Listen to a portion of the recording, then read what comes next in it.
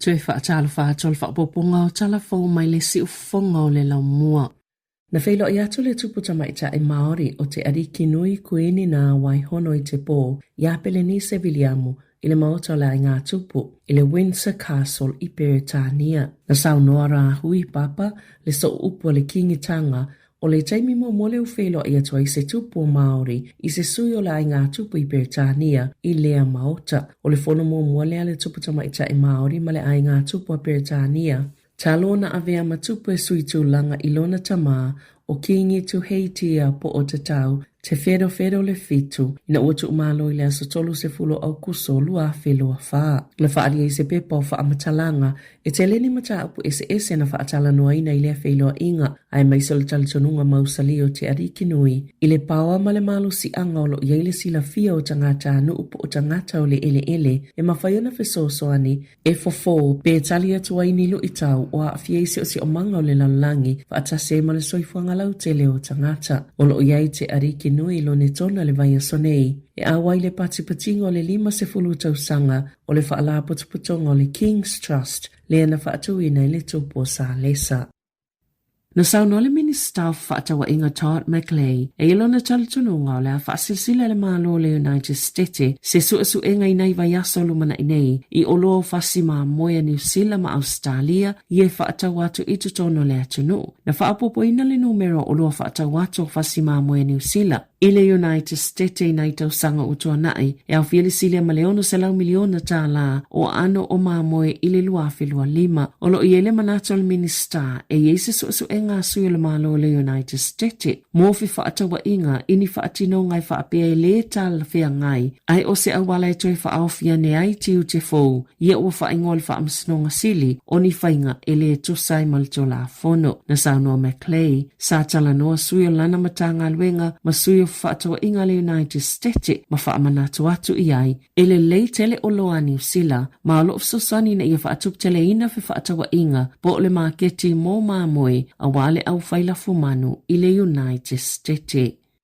O lo malosi e afua mai lo whaato i laloina o whaingata, e peo na saunoa le tamaita i minister Judith Collins, ila na saunoa nga whaamawai le palemene i le asoana nafi, e se fulu valu tofinga ma matata na umie Collins, masa avea fo i mata ita o le National, i se tasi o taimi a o se e i tutono le palemene, mo tau sanga i lua se fulu whaa, o Collins o lea avea ma presidente o le komisi mo le tula fono. Na toi saunoa le tamaita i minister i le taimi whaato au fale atu ai i upo whai o le malo. E ni tala na whai atu i ate ia, e le tāua tele se mea o le aia whaia, o ia ua na o se whai pule o le ana o le alu atu ma toi foi. O le ala lea na ia whinau malo si ma whao ngāle le iai le avanoa, na ia tāua fo i se tasi, o mea pitosili o na mita mitai, e pei o le whaasao le ulaula i whale pui pui, e ui e le i langolango ina i le malo. O ia fo ina maua i le whai unga le whaafinaunga i le Nelson Tens, po se ele mo Māori ne le soni.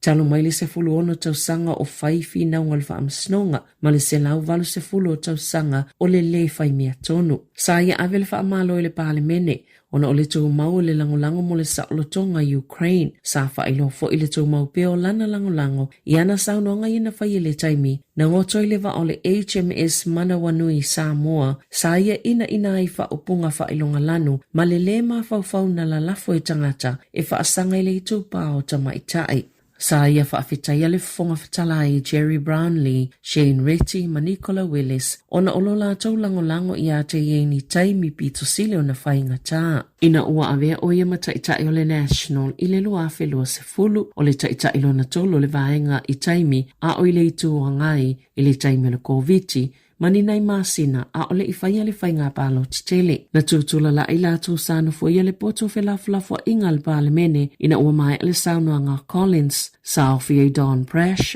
Jenny Shibley, Don McKinnon, manisi na avea mawhai pule. E le se whainga palo tala i titi e whaia ilona i tō malo papakura ona ole la talate li taimel whainga palo titele e tu saimali poti alele i New Zealand.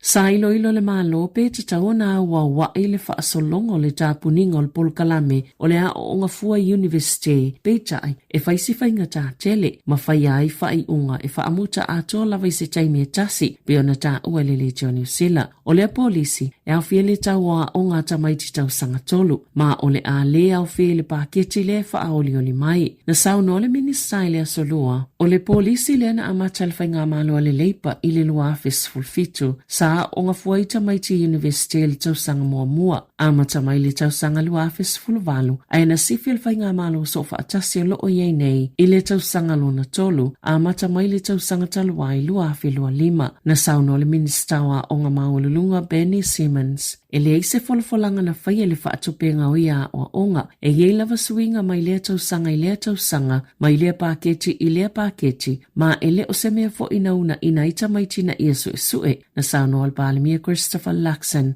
ele imanuia le apolo kalame mai le i ausia fo ia na matati a sa tuli loaina e eni se tamaitia o ngā sao lātou whaeloi le Legion New Zealand lo lātou whaalangolango i le apolo kalame ma ua lātou fesili foi po o lātou ngā whatia pea o na whaatupe a lātou a onga.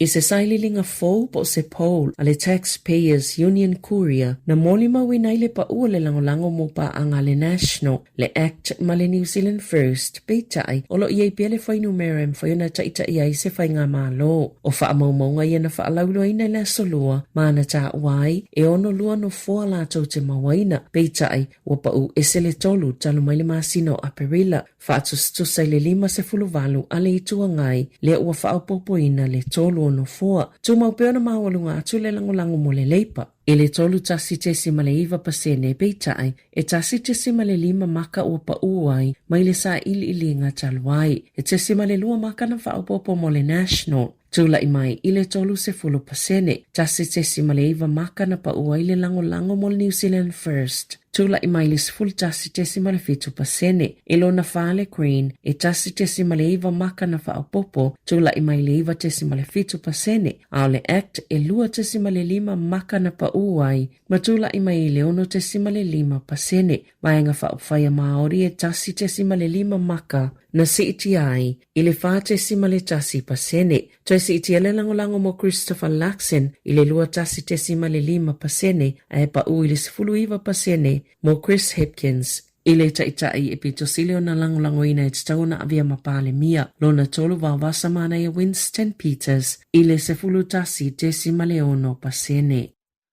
O le afiafioles to nai iwa o me, na o si aela na afionga kātina le John Dew, le misa sai whailonga ina le atoanga, o le 5 tausanga, talo na whaauina e avea maus taulanga, po o le tofinga pātele i le malu wha epic po, o le finangalo pa ia i Wellingtone. Sa langolango so ia le afionga i le aki epic po Wellingtone, Paul Martin. Whaatasi manisi o leitu a inga sa ia toi o sia fo ile misai le tai ao le sa o pāti patinga la volea so tāua molo na tofinga ile misai le fiafia le sto nai na la e na ia kātina le John le la e fai misa po o vestments ia sa ia la e na ina ua whaau ile 5 tausanga ua toa nai ma ia whao ngai na fo ile kālise po le ipu mo le waina mo le kominionga ma ilo na whaau ngai le 5 tausanga ua tea na sauno kātina o le kālise o se whaamanato le taumasua o kalasia le atua. E le ise tasi ua wala awina le ngāluenga wha austaulanga e mawhai o na whaia le ngāluenga pe ana le au noa le langolango tangata uma pe ona sau noa kātina le John Dew. O le tolus fultolu tau sanga o lana ngāluenga wha austaulanga sa ngalue i le pālisi o le malu wha epic po se ia o ina malo lo i le luafe loa tolu.